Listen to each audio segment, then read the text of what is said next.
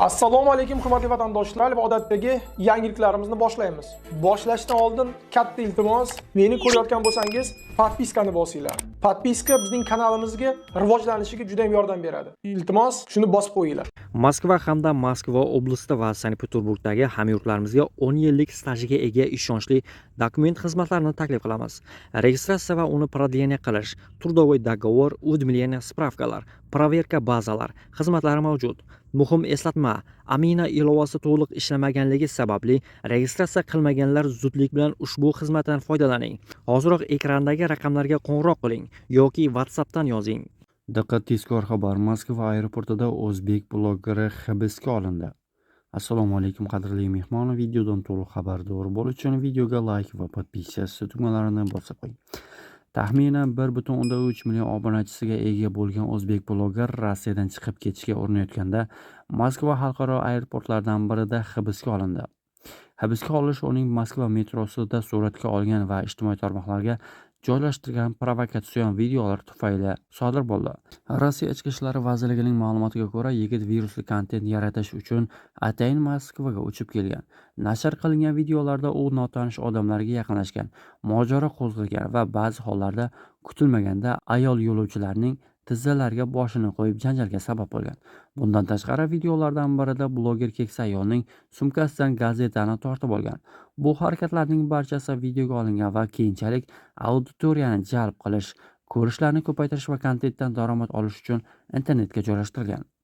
Rossiya Ichki ishlar vazirligining rasmiy vakili Irina Volkning so'zlariga ko'ra, politsiya internetda kuzatib videolarni aniqlagan. Jinoyatchining shaxsini aniqlagandan so'ng u mamlakatdan chiqib ketmoqchi bo'lgan paytda Vnukovo aeroportida hibsga olingan.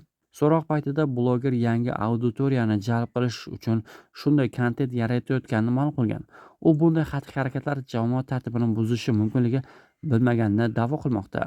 Hibsga olingandan so'ng erkak uzr so'radi. Unga Rossiya Ma'muriy huquqbuzarliklar kodeksining 21-moddasi bezorilik bo'yicha bayonnoma tuzildi.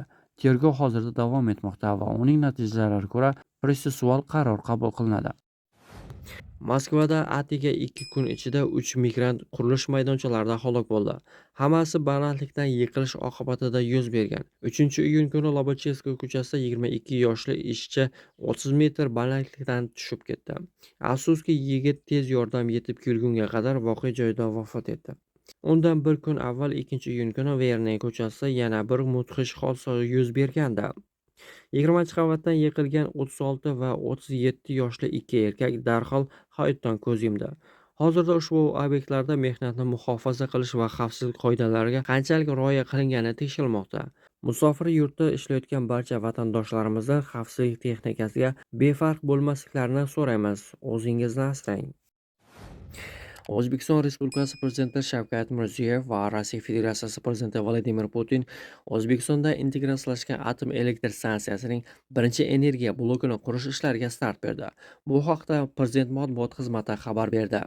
Marosimda teleko'prik orqali Xalqaro atom energiyasi agentligi bosh direktori Rafael Grossi ham ishtirok etgan.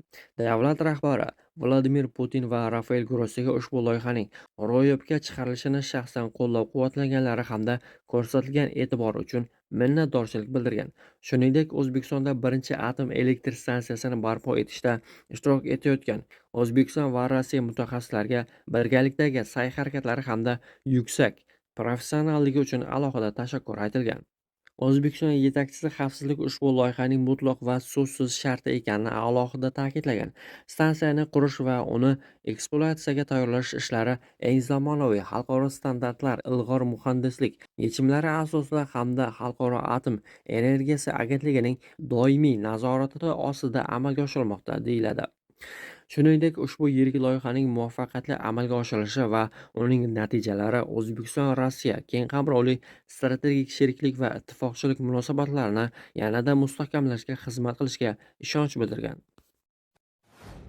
Ma'lumotlarga ko'ra, Polshada O'zbekiston, Qirg'iziston va Tojikistondan kelgan migrantlar soni ortib bormoqda. Mutaxassislarning fikriga ko'ra, hozirda Polshada Markaziy Osiyo mamlakatlaridan taxminan 20 ming 30 ming kishi istiqomat qiladi va bu raqam o'sishda davom etmoqda. Migrantlarning eng ko'pi O'zbekistondan, Faqat 2026-yilning dastlabki 3 oy davomida O'zbekiston fuqarolariga taxminan 16 mingta, Qozog'iston fuqarolariga 12 mingta, Qirg'iziston fuqarolariga qariyb 8 mingta, Tojikiston fuqarolariga taxminan 6 mingta ruxsatnoma berildi. Bu migrantlarning aksariyati ishlash uchun keladi. Markaziy Osiyodan talabalar ham Polshaga tobora ko'proq kelmoqda. Mutaxassislarning ta'kidlashicha, ko'plab migrantlar ilgari Rossiyada ishlagan, ammo endi boshqa mamlakatlardan ish izlay boshlagan. Markaziy Osiyo mamlakatlaridan tashqari Polshada ham Hindiston, Bangladesh, Kolumbiya va Venesueladan migrantlar oqimi ortib bormoqda. Mutaxassislarning fikricha, mintaqada yoshlar va talabalar soni tez sur'atda o'sib borayotgani sababli kelgusi yillarda Yevropadagi markaziy osiyolik migrantlar ham soni ko'payadi.